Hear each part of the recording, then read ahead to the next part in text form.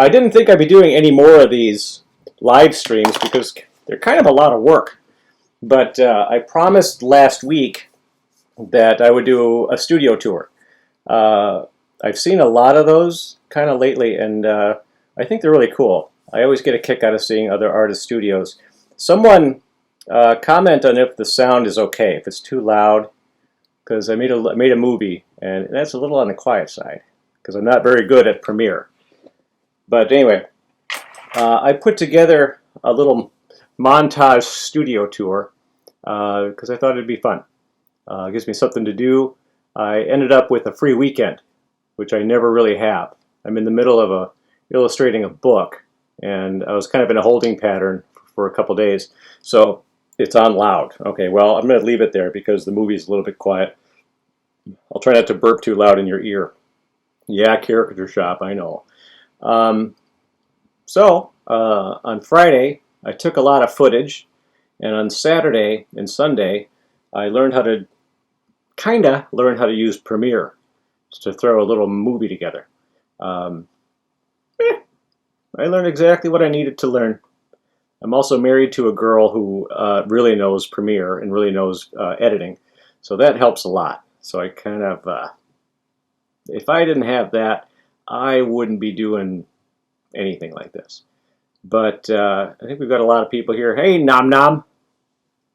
Okay. So I've never played a movie with this software yet.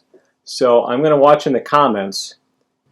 So with that, I'm going to switch it over to my little movie. Have fun.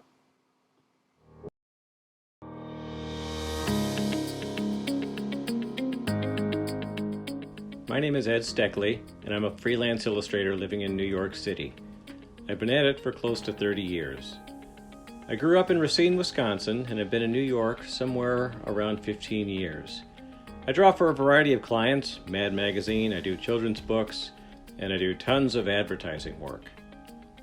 I always find I get inspired when I see other artists' studios. An artist's workspace is a small taste of what makes them tick, and I personally get a lot out of seeing what other people surround themselves with in this field. I've seen a lot of studios and have arranged mine to be as functional and inviting as possible, and I thought I'd share it here. With that, enjoy this tour.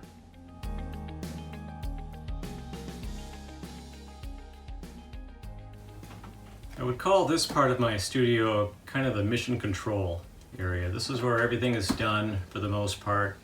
I have a cool old-fashioned antique drawing table that I just use for sketching on paper, traditional media. I always have a big sketchboard here, and on that drawing board is everything that's done that's not done on here. I do all my inking, all of my light boxing, light tabling, and all my digital computer work on that desk over there. And everything is pulled together by this goofy barber chair that I have, that I got at an antique store years ago. And I really like that I can just swing over to the sketch pad here and just grab a pencil and just start drawing. I do that a lot. So I can sit down in here and I can do some work on the computer here, and if I need to pull up some reference material for some sketching, I can simply move this screen over here and swivel over, and I'm right in front of my sketch pad. I really like that. This is interesting. This little electric pencil sharpener once belonged to cartoonist Rube Goldberg. Rube Goldberg is one of the founding fathers of the National Cartoonist Society, as well as the Society of Illustrators, and it works better than any pencil sharpener I've ever had. I think every artist has to have their own spot that really works for them, and this is mine. To my left here are a bunch of books that I refer to quite a bit. It's books on Norman Rockwell, Alex Ross, Al Hirschfeld, Mort Drucker, and I like to have those around me just for inspiration.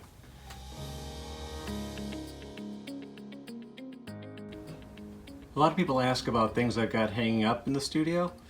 This is a illustration on loan from my friend Sam Viviano. Sam Viviano's a master inker, and I really am a big fan of his work. I think he's great.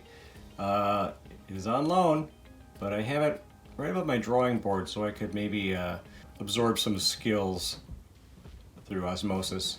I don't think it's working. This is a plaque given to me by the city of Marceline, Missouri. I was a featured speaker at their Disney Toon Fest in 2019. It's a piece of Walt Disney's dreaming tree where he used to sit under when he was a kid. And they give one of these to all their featured speakers over the years. These are 2 National Cartoonist Society Silver Ribbon Awards for Best in Advertising Illustration. Gotten those, pretty proud of that. This needs absolutely no explanation at all, but this might. Right below her is the Tim Rosenthal Award for Volunteerism given to me by the National Cartoonist Society. I do a lot of volunteer work for that organization, and I guess one year they were running out of nominees for it, so they gave it to me. That's pretty cool. One thing I like about my studio is that I have lots of art by other artists. I think every artist studio should have pieces of art that from people that inspire them. I definitely have that. This is not everything I have. This is everything I have framed. So I have a few things yet that I need to get framed and put up. I'm running out of wall space, so I'll have to figure that out. This one on the right, that caricature, is by Steven Silver. He drew that to me for about 15 years ago now. Steven is the character designer for Kim Possible, Danny Phantom, and if you're in animation, you know who that is. He's great. This is an original Al Jaffe. This is an original Arnold Roth. Over here we just have some great comic strips and cartoons, some original art. Here's a drawing by Ann Telnis from the last election. She drew a bunch of cheese heads. That was fun. Tom Stemmel does magazine cartoons, Micro Topics. This is a fun one that's really unusual. Herman Mejia is a master painter, drawer, painter, does everything better than anybody else. He came over to my house once to kind of show me how to sling watercolor because I wasn't very good at it. And when he was warming up, he just he looked down at my cat and he just whipped out this quick watercolor sketch of my cat, and it looks just like him. I can't believe it. So I asked if I could have it. He didn't want to at first because it was just a sketch, but I insisted and he let me have it. This is my friend Jason Chatfield. He does a strip called Ginger Megs. He draws all digital, so this is actually a high quality printout, but he signed it anyway. Bless his heart. This is by Lynn Johnston, who I'm a huge fan of. I was always a fan of Lynn's cartooning. Just a strip called For Better or For Worse. She's just a fantastic inker. I always loved her stuff. These are, of course, Mort Walker and Brian Walker. Original Beetle Bailey and a High and Lois. I love these. I love looking at them. These are both by my friend John Hambrock. He does a fantastic strip called The Brilliant Mind of Edison Lee. I make a cameo in that one. And this is by Todd Clark. Todd does a strip called Lola, and he threw me in that. Funny thing, my little niece in St. Louis at the time was reading the Sunday Funnies, and she got to that one, and she looked up at her mom, my sister, and says, "What's Uncle Eddie's last name?" And my sister told her, and realized that I was the butt of the joke in that day's Lola strip. I think that's great. This is an original piece of mad art from my good buddy Tom Richmond from the early 2000s. He actually threw me in there. It's a drawing of me when I was in my 20s. And I'm the little guy in the middle there with the black shirt on, smoking a cigarette. I love that. Just love this one. I've had it for years, and just a great source of inspiration for me. These are 2 mad panels by the great Paul Coker Jr. These were given to me by Nick Meglin. These are really special to me because A, I'm a huge fan of Paul Coker, but I was also an enormous fan and a great admirer of Nick Meglin. Luckily, I got to become friends with them. This is my cameo in The Jumble. Jeff Kanorik, who's the cartoonist for The Jumble, if you do puzzles in the paper, he threw me into one.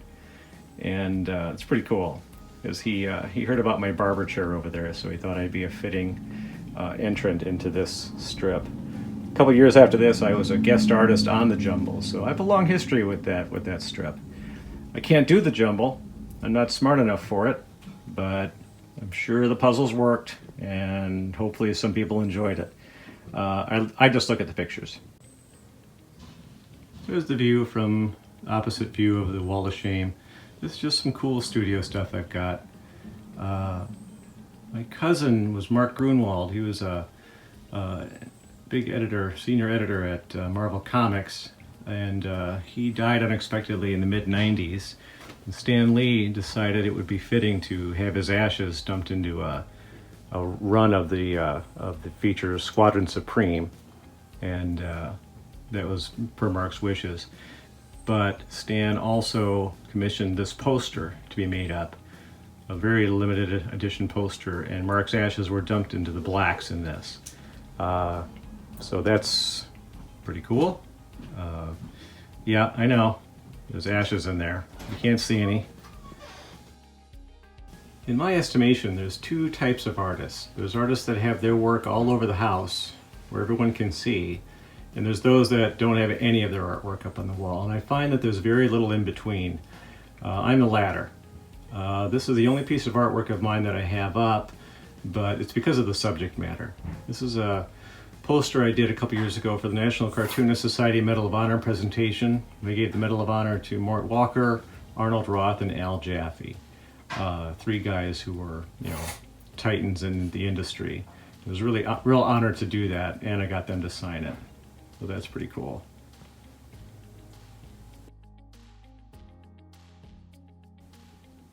Now we're on the other side of my studio here. Here's a bookshelf with some books I use less, some packages with my drawings on them, the Rube Goldberg toys. I did the artwork on the box set for a band called Alphaville. Little caricatures all over this expensive box set, which is pretty cool. And this is basically my oil painting station here. One thing I think is cool is a couple years ago I bought one of these old Craftsman toolboxes. These things are perfect for artists. I don't know why more artists don't get them. All these drawers are like little tiny flat files. If you were to get this at an art store, it would cost way more, because that's what art stores do. This is all paints, oil painting stuff, paper for the printer, cables. There's storage underneath here, and on top is all my brushes and potions, and I think this is just called schmutz, rags, all ready to go. So whenever I sit down at the easel, I got everything I need right here in this goofy Craftsman toolkit. I love it. I got into oil painting about 2 years ago, and now it's kind of a hobby. I'm trying to get good at it. Eventually I'll do a demo on oil painting after I get good, so you can expect to see that in about 50 years or so. So this is where I set all that up. Big easel, messy, paint all over the floor. That's great. So just opposite my drawing board is some storage here, all kinds of stuff, and my flat files. So inside the files here, I've got a lot of my old art, bad stuff. This is where I put it all. Pages.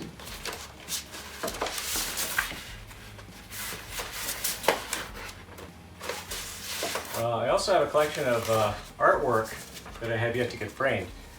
This is an original Dustin strip by Jeff Parker. This is going to go up on the Wall of Shame eventually. I love this kind of stuff. I'd rather look at that stuff than all the stuff I've done. It's an original Ray Alma to get that framed.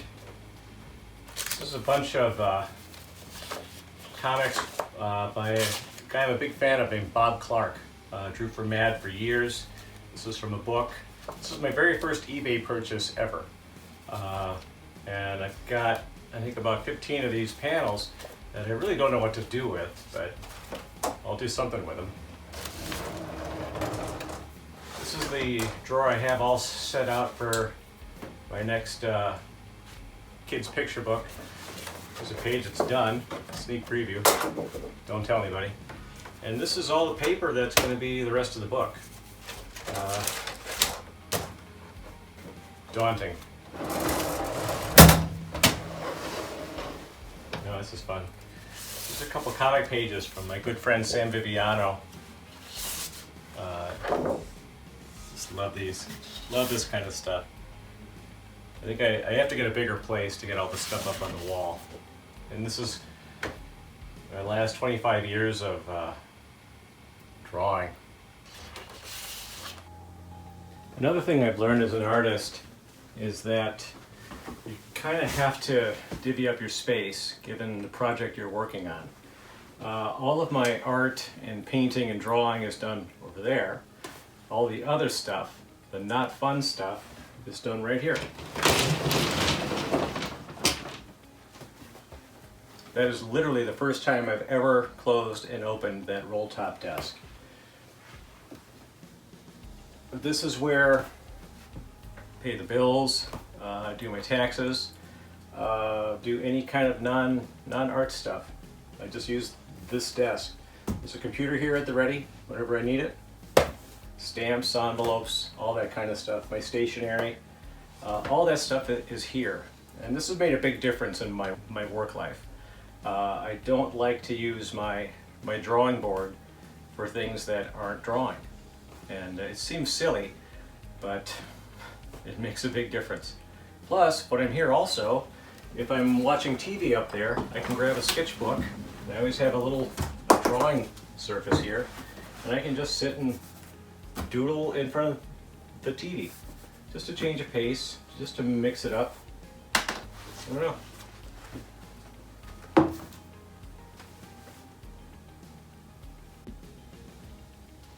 Right next to that roll top desk is the workbench. This is where I cut paper, mix paints, do anything that's really messy. It all gets done here. This table, can't really get a feel for how big it is, but it's an old architect's desk from somewhere in the mid 1900s. It is a monster. It is huge. I can never lift it. It's got this huge drawer. Yeah, but this is where I keep jars for watercolors, different kinds of washes, tchotchkes. I'm a big Three Stooges fan, so I've got some Three Stooges stuff. Cool Batman. Things like workable fixative. All kinds of supplies are just kept up here. And it's just your basic workbench, work area. It's pretty messy and dirty. Not because of me, but because it's, you know, twice as old as I am. This is where a lot of the prep for things I work on are done. For the next book, I'm going to be, in a day or two, I'm just going to be cutting out big pieces of Strathmore board on this with this big heavy-duty ruler and a blade, and you're getting everything all set to go. Yeah, it's a pretty good workspace.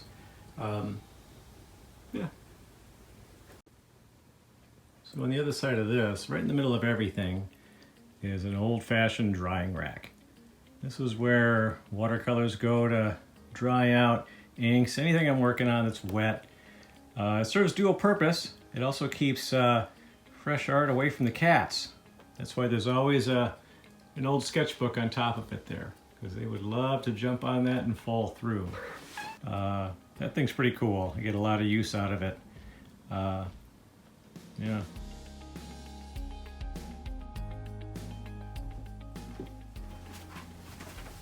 Well, that was fun. That's the studio.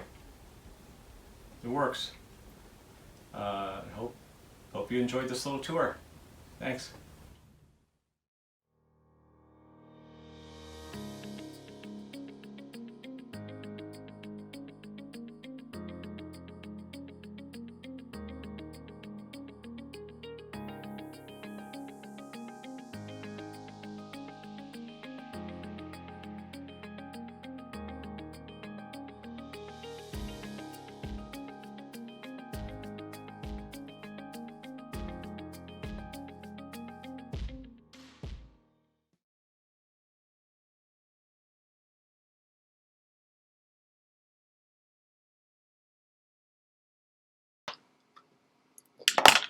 So, any comments on that? I hope you'll post. Yeah, man, I will. I'm going to put this on YouTube, but since I was talking about this last week and before that, I had a lot of people contact me about this thing, and I think the volume is probably too loud, right? Let me fix that really quick. I'm going to turn the volume down because it looks like it's getting red. I did a lot of posting on this, and I figured I would just kind of show it here first, and then once this is over, then I'm going to go post it to YouTube, and you can see me in glorious widescreen. What could be better? Oh, you need to live feed your quilting and knitting studio. So that wasn't too bad. It was 20 minutes, edited down. Like I said in the beginning, I really get a kick out of looking at other people's studios. I think it's cool. That's it. Let's see, almost everything. So I'm going to watch see if there's any comments or anything. If anybody knows a good sound editor, I could use one. Lots of cartooning stuff. Yeah, I have a lot more in my flat files. I have a lot of stuff. I don't have enough wall space to hang everything. I also realized that Antelnis drawing was that's actually a copy. She doesn't get rid of her drawings. She keeps them in a sketchbook. So she made a copy of it and signed it, mailed it to me.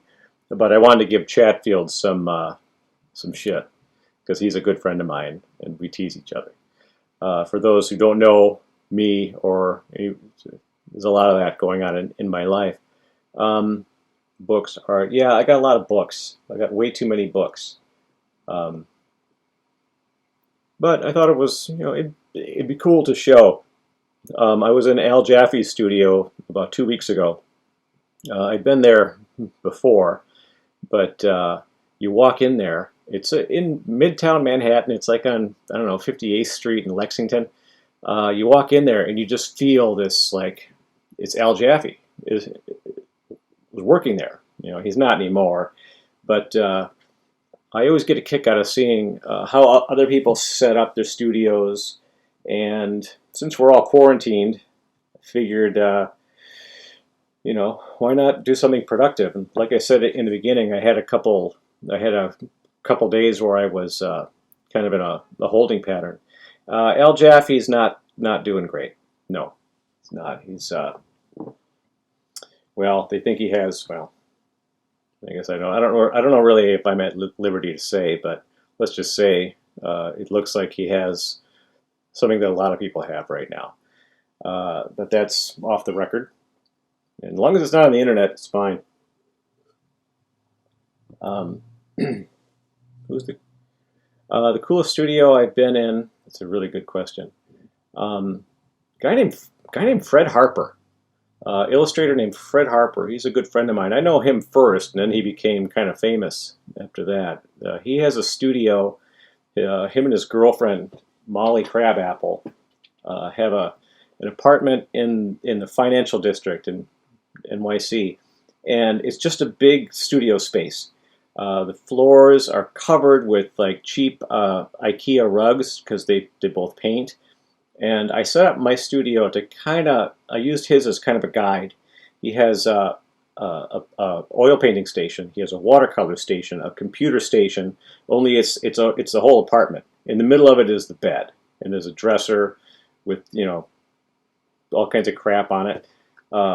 It's really inspiring. You go in there and you just think, oh man, I want to create. I'm not one of these artists who feel like I have to do art because it's what I was born to do. Yeah, I made that name up. But I see art as, when I say this, people give me a lot of crap, but I see it as my job. The word job has a bad connotation to it. It's what I do. So it's my job. When I'm not working, I'm generally not drawing. Though I've been trying to do a lot more of that since we're all stuck inside. I sketch every morning, like I was talking about all last week. But to walk into someone's studio, especially someone that you admire, like Mort Drucker's studio is just an office, but he has all of his Mad cover. He had all of his Mad covers framed, and or not all, but they're all there. You can sift through everything, and you just kind of get a feel for that. That people have to design their studio to make them the most creative that they can be. I'm trying to think of other studios I've been in. I've totally drawn a blank, but I think I mentioned in this. I may not have mentioned in this. Greg Preston's books. I got them both here. If you're an artist, you have to get this book here.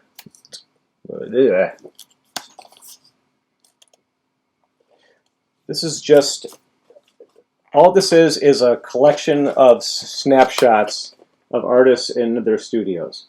And it's awesome. It is so cool. I love it. There's 2 volumes of it.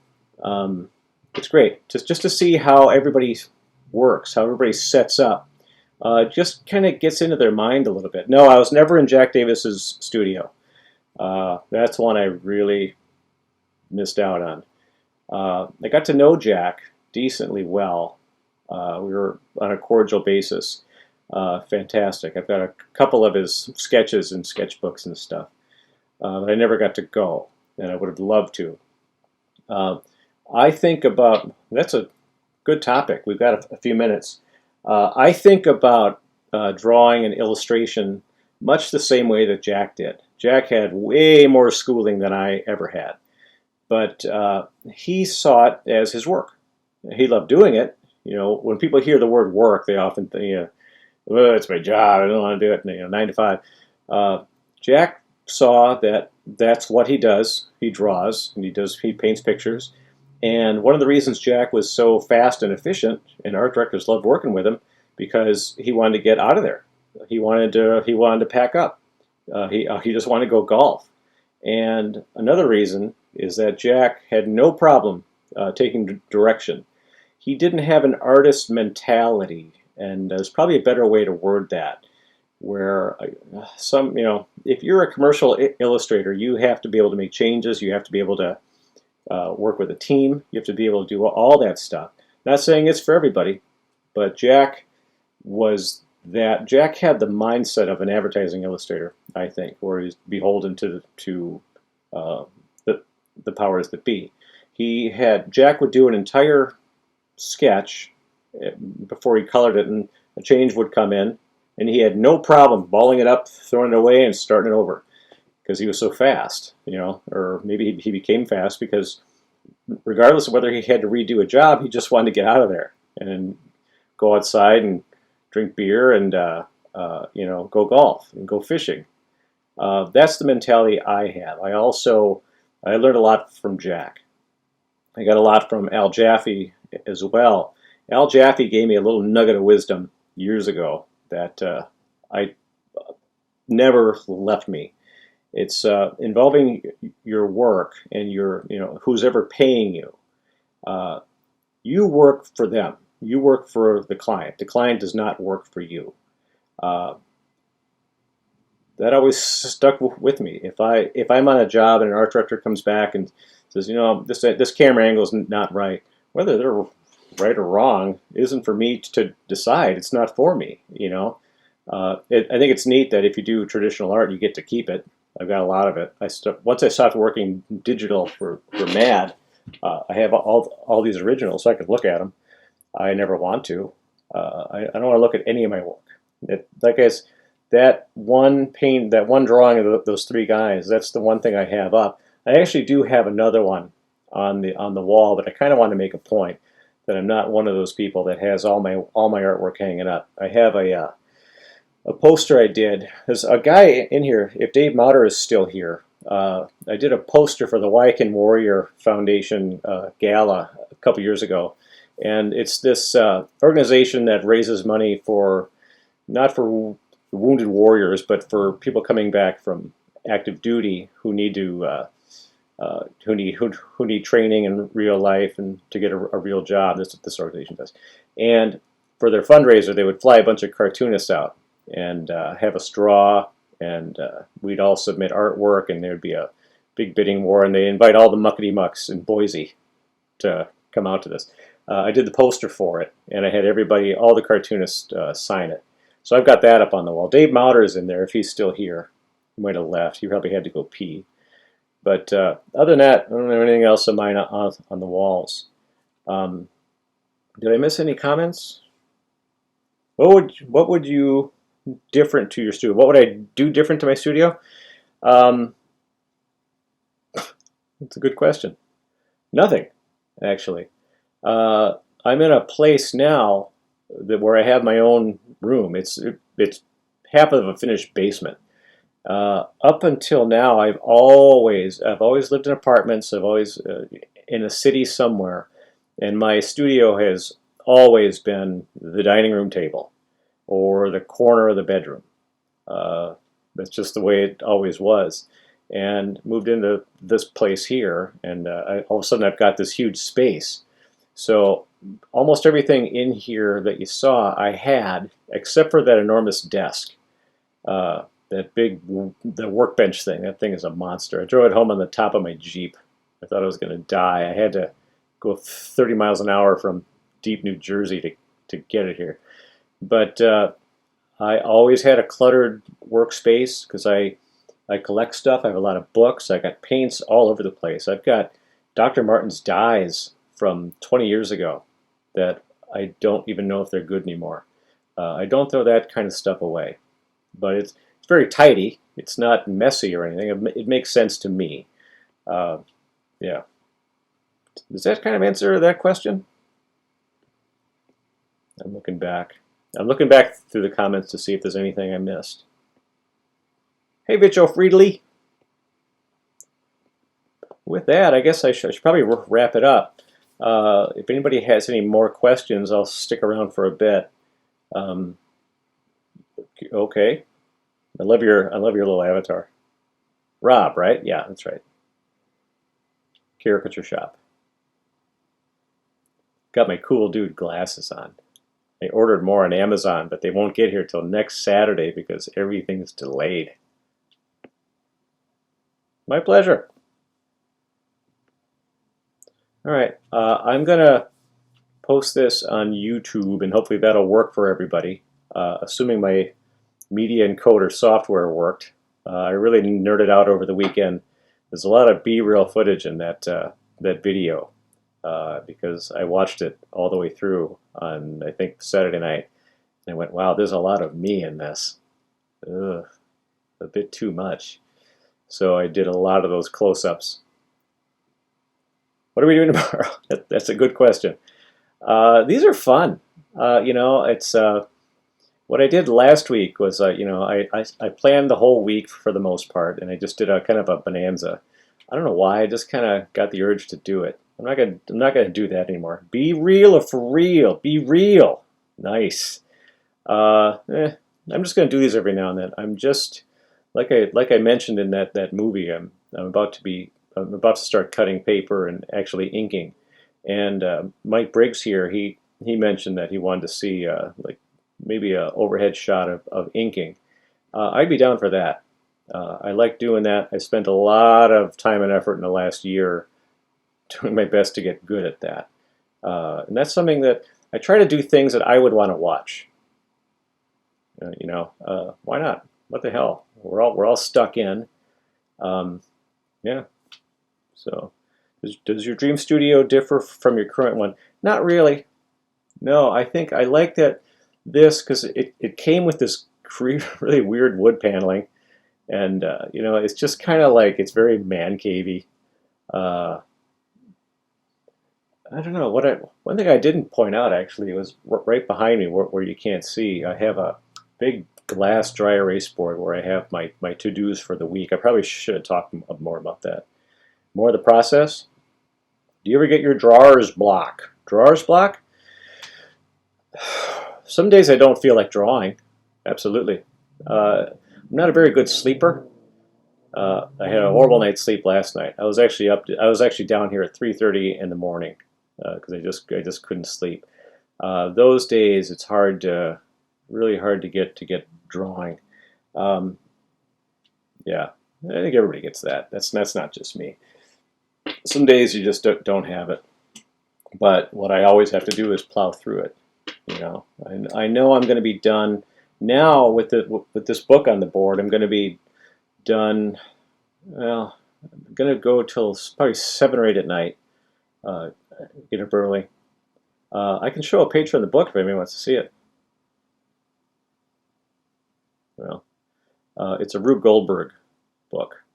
Uh, Problem is, there's a huge delay. So what I'm watching on my computer screen and what I'm watching on the device are about 5 seconds apart.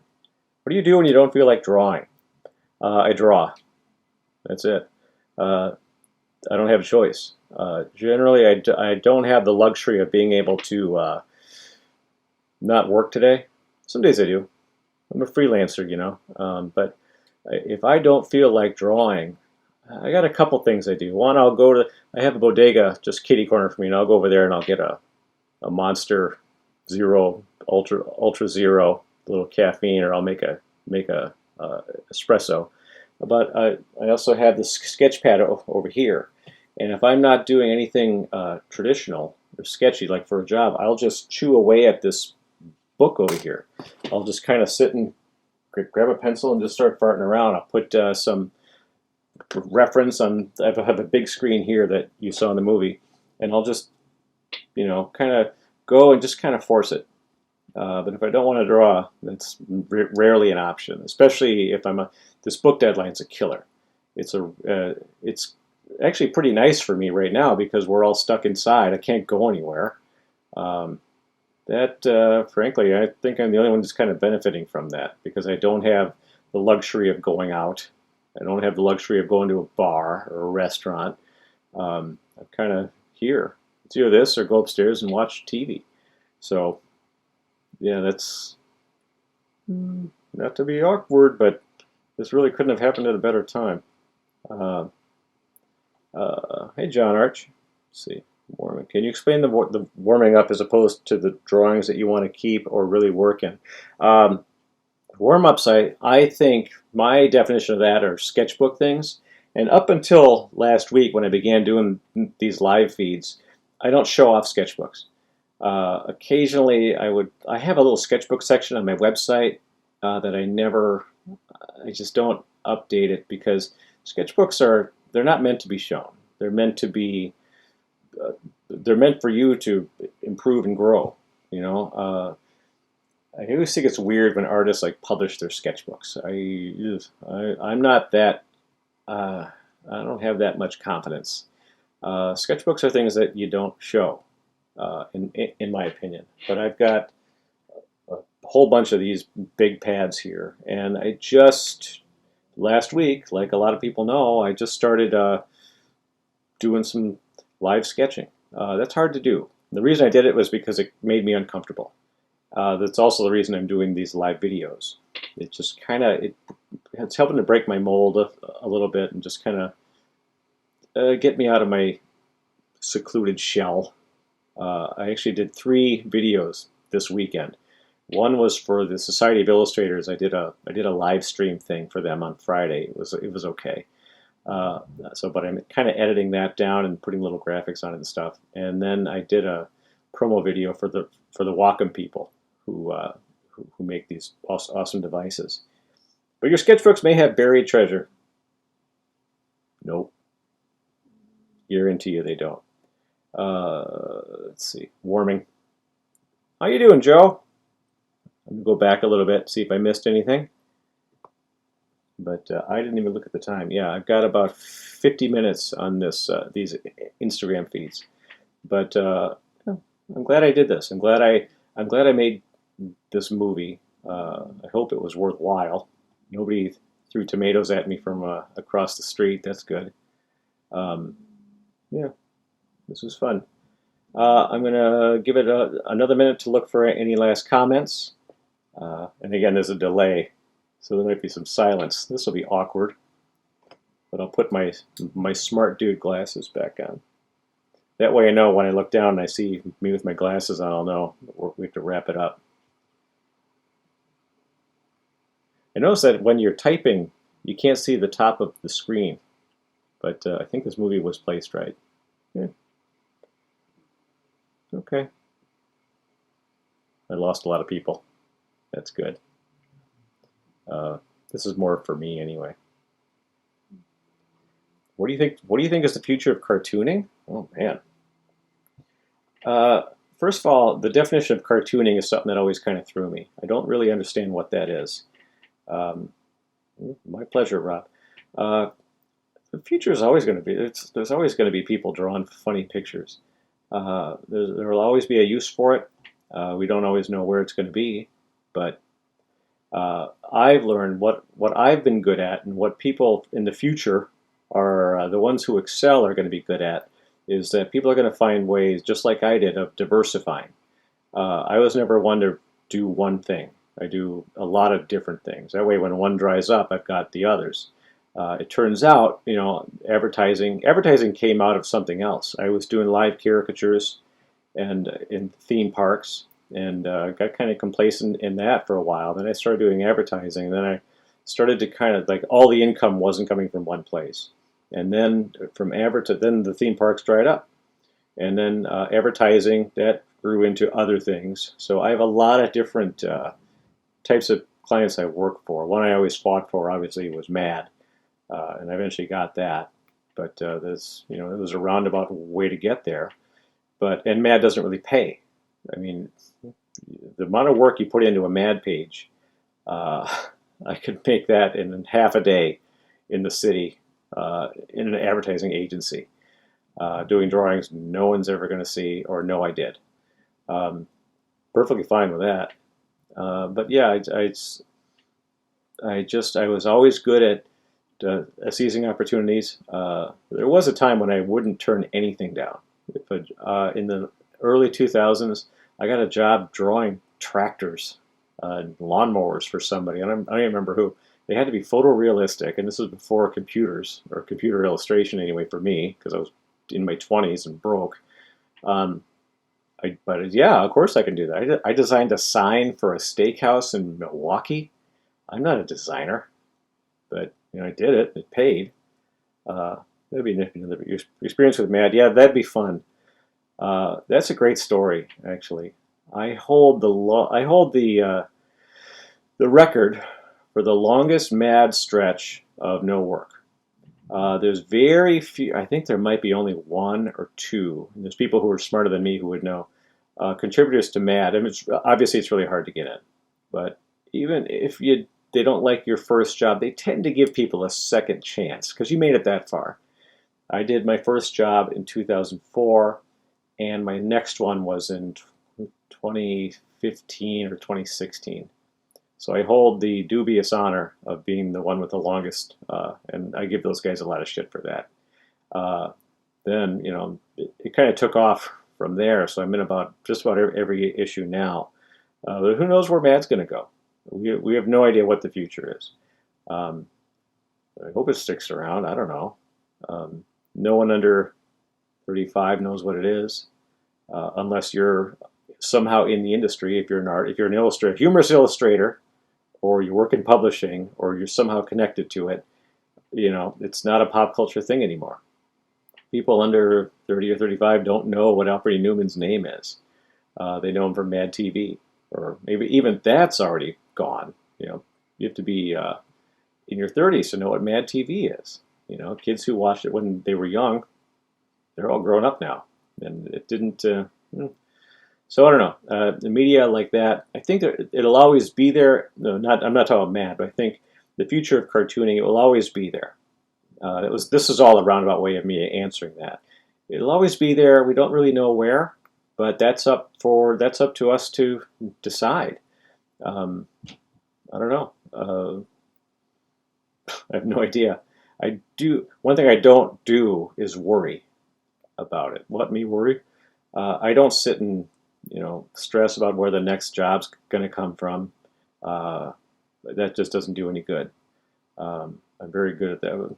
I can't say I was always like that, but some months are short. Like, oh man, if I'm not booked much, I'll start to kind of get iffy. But in general, I don't sit and stress about where the next job's going to come from. Someone's going to find me.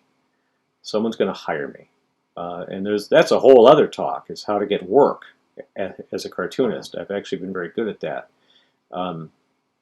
But also social media didn't start up till I was old. So, I think a lot of it's going to be there. And that's how people are going to start getting a lot of work. I get some, but a lot of people I work for knew someone who knew someone who's worked with me in the past. It's very rare that I get a cold call. I mean, that just doesn't really happen. So knowing that, it could be daunting for someone young to get into the business, but they have the benefit of social media, which I did not. I still don't really understand it. I don't really know what I'm doing right now. I don't know if this does any good, or if it's just, it's if it's just me bragging. I don't know. I think that's what a lot of social media is, but then again, I'm old. I'm on the old side of that spectrum. So this, in the old days, we used to get work by buying a page in the directory of illustration or some other directory, or a physical book would be handed off to someone, to art directors. And, people would thumb through it and they'd find, oh, we like this person's style. They still have those. No agency uses them anymore, but I still get calls. I haven't advertised in that in 20 years. I still get calls from those people. That was the old days. I also, we used to have to do postcards. We used to have to schlep around a portfolio. I was the last generation to have to do that. So I don't know what the future cartoon is going to be. I have an idea. I think I just touched on it, but I'm certainly not worried about it. It's going to be there. Illustration, and that's just not cartooning. That's photography, illustration, whatever you can think of. It'll outlast us all. On that extremely eloquent note, I think I'll sign off. This is fun. Thanks everybody. I'm gonna post to this on YouTube if you want to see me in widescreen, or see it without any skips or blips. That might be fun too. So I guess with that, I'm going to hit the stop streaming, and I guess thanks for stopping by.